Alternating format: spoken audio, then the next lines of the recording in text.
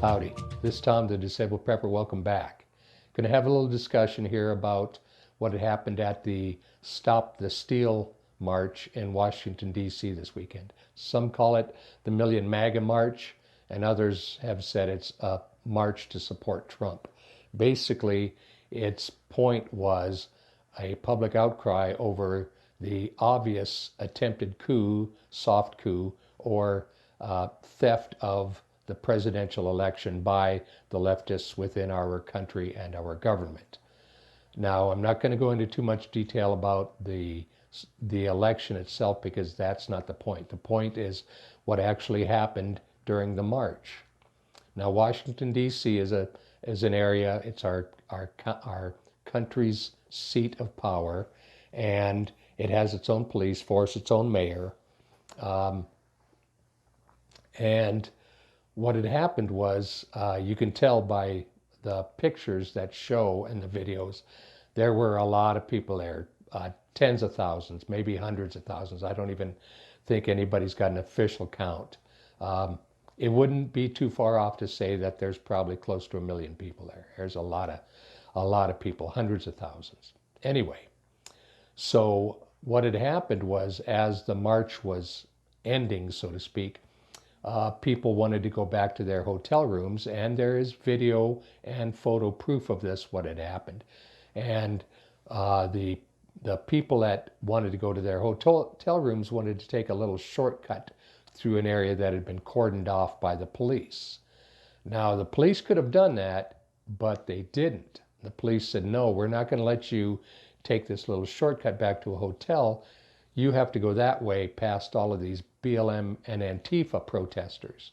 And so what had happened in the process was, of course, was that these people were harassed and harangued and screamed at, and some were assaulted. And I just saw a photo just moments ago of someone who had actually been physically knocked out and is face down on the ground. Now, this is not too uncommon of a thing for a BLM Antifa action, because that's what they do. But the point being is that the cops, the Washington, D.C. police, could have allowed these people access through the barriers to take a shortcut back to their hotels, but they didn't. They literally physically routed them right past militant, angry protesters, who obviously don't like them because they are against anything good in this country, including, capitalism. And although I'm not a huge Trump supporter, I don't think he's, an angel. I don't think he's, I don't know. That's not the point of who Trump is or why I want him to serve a second term. The point is Washington, D.C. police, our police officers, LEOs, law enforcement officers, are supposedly there to protect and serve, to protect people from harm. And rather than actually protecting them from harm, they actually directed them towards harm and subjected them to harm.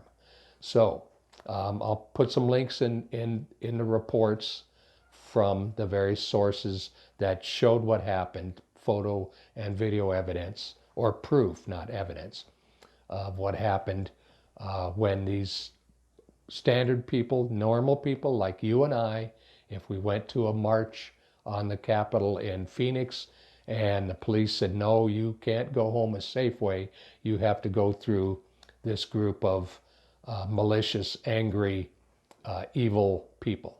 And that's exactly what happened. So I'm not doing this video so I can say, I told you so, that the cops aren't on our side. I do support the police, but I also will fight to the finish that not every cop is a do-gooder. Not every cop's a good guy.